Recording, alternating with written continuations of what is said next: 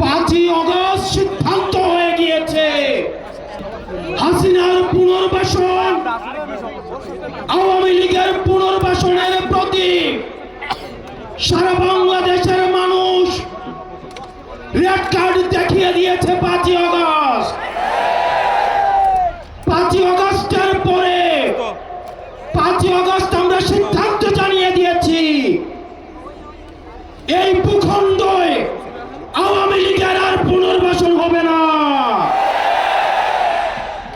যেই আওয়ামী লীগ আমাদের দাড়ি টুপিওয়ালা ভাইদেরকে বাইতুল মুকাররমের সামনে থেকে টেনে টেনে রাস্তায় নামিয়ে এনেছিল, সেই আওয়ামী লীগের আর পুনর্বাসন হবে না।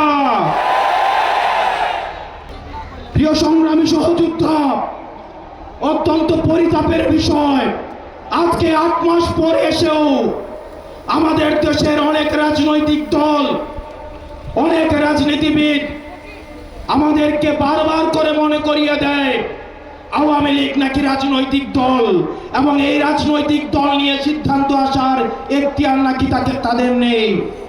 ডক্টর মোহাম্মদ ইউনূস গত কিছুদিন আগে বলেছেন আগামী নির্বাচনে আওয়ামী লীগ অংশগ্রহণ করবে কি করবে না সেটি সিদ্ধান্ত নাকি আওয়ামী লীগের। ডক্টর মোহাম্মদ ইউনূস, আপনি ভুলে যাবেন না আমরা আপনাকে ক্ষমতায় বসিয়েছি। আওয়ামী লীগ নির্বাচন করবে কি করবে না, আওয়ামী লীগ আসবে কি আসবে না, এই সিদ্ধান্ত নিয়েছি আমরা।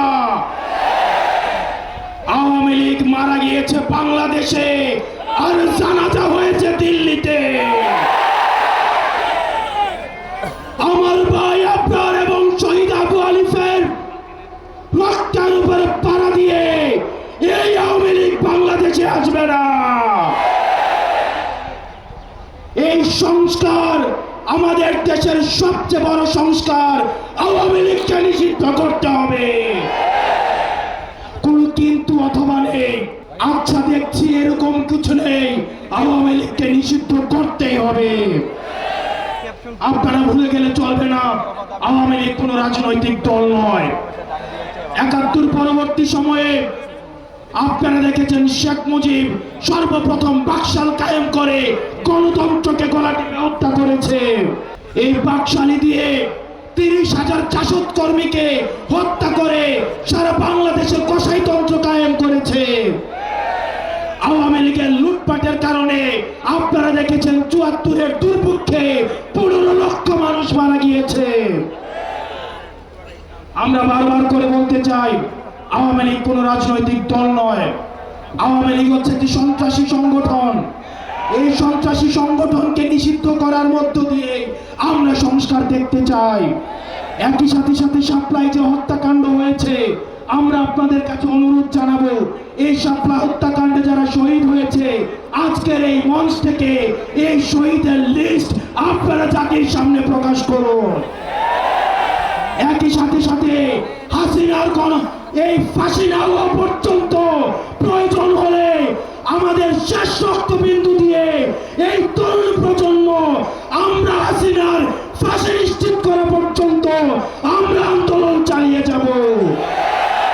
এবং নারী সংস্কার নিয়ে যেই কনসার্ন আপনাদের কাছ থেকে এসেছে, আমরা চাই ডক্টর মোহাম্মদ ইউনূস এই কনসার্নগুলোকে আপনি অতি সত্বর অ্যাড্রেস করবেন এবং অপ্রয়োজনীয় যে সংস্কারগুলো রয়েছে সেদিকে পাশ কাটিয়ে প্রয়োজনীয় যে সংস্কারগুলো রয়েছে যেটির মধ্য দিয়ে নারীদের অধিকার নিশ্চিত হয়, যেটির মধ্য দিয়ে নারীদের সম্মান নিশ্চিত হয় এবং আমাদের দেশের ধর্মীয় এবং কালচারাল সাংস্কৃতিক যেই সম্মান অক্ষুণ্ণ থাকে, সেই অধিকারগুলো সেই সংস্কারগুলোতে আপনাকে জোর দেওয়ার জন্য আহ্বান জানাচ্ছি। আপনারা ভালো থাকবেন, সুস্থ থাকবেন, হকের পথে, হালালের পথে, সত্যের পথে আমরা এনসিপি আপনাদের সাথে সবসময় রয়েছি। ইনকিলাব।